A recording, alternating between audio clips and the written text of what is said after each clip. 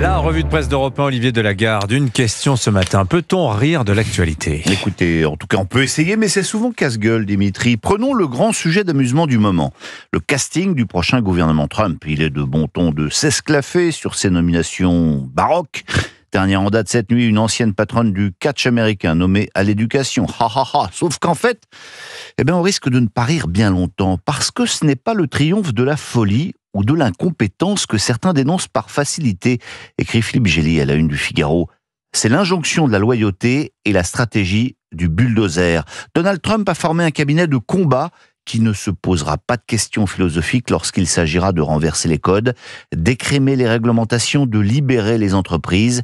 L'heure est à la revanche contre les inamovibles de l'État profond. Et puis, soit dit en passant, sommes-nous bien placés pour nous moquer de ces futurs ministres américains ? Certes, nous avons des énarques, des inspecteurs des finances, bref, des adultes qui dirigent Bercy. Sauf que la commission sénatoriale chargée d'enquêter sur le dérapage budgétaire les a renvoyés à la cour de récréation hier. Le Sénat accable les gouvernements Borne et Attal, annoncent les Échos. Irresponsabilité assumée, Parlement ignoré. Double discours, les conclusions sont sévères. Alors les accusés ont tenté de se défendre comme ils le pouvaient, dénonçant un réquisitoire truffé de mensonges. Reste quand même malheureusement pour eux et pour nous, un trou de 100 milliards d'euros dans la caisse.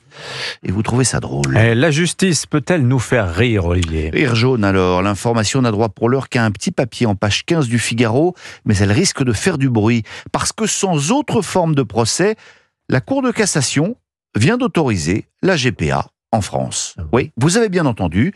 Vous croyez peut-être que c'est le Parlement qui vote des lois aussi importantes. Vous vous réjouissiez peut-être de ce qu'un large consensus contre le recours aux mères porteuses exista dans notre pays. Eh bien, c'était une blague. Quelques juges ont donc décidé qu'il était parfaitement légal d'acheter au Canada un enfant si sa mère est vendeuse. Amusant, non ? Intéressant. Ouais. Sinon, l'actualité judiciaire, évidemment, avec le début du procès Palmade. Et je ne sais pas ce que l'accusé, à l'époque où il nous faisait rire, aurait pu inventer pour transformer l'histoire d'un chauffard camé en sketch humoristique, mais l'histoire est à pleurer.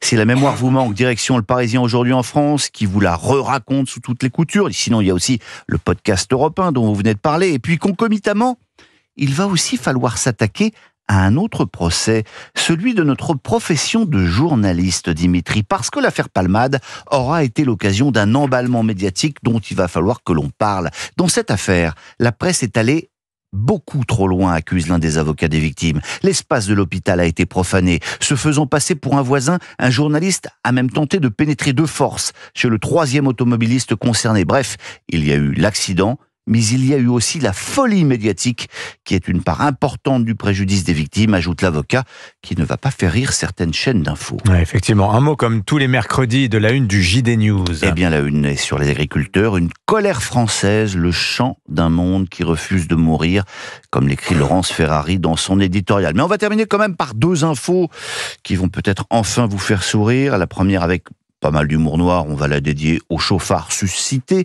C'est La Croix qui révèle que samedi dernier, Louis Bielbarré a été flashé à 35 km/h. 35 km/h. C'est la vitesse d'une mobilette. Un détail pour les non-initiés. Bielbarré, c'est l'ailier du 15 de France. Ah oui, c'est en courant, poursuivi par des All Blacks écœurés, qu'il a marqué l'essai de la victoire.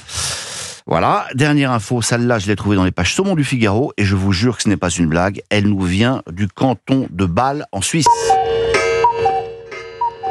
Chez les Helvètes, on rend les impôts non dépensés aux contribuables. Mais quelle bonne idée! De ce côté-ci de la frontière, ça semble fou, mais non.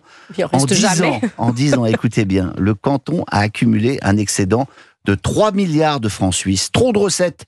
L'exécutif local a eu beau baisser les impôts, rien n'y fait. Le pactole ne cesse de grossir, signale Thibaut Deléaz. Bref, cette année, chaque contribuable va se voir rétrocéder en moyenne 2719 €. Ah oui, okay. Une info qu'on va dédicacer bien sûr à Bruno Le Maire, feu notre ministre du déficit. Sans humour. La revue de presse d'Europe 1. Merci beaucoup Olivier Delagarde. 2719 €. Ils vont passer un bon Noël à Bâle, les Suisses.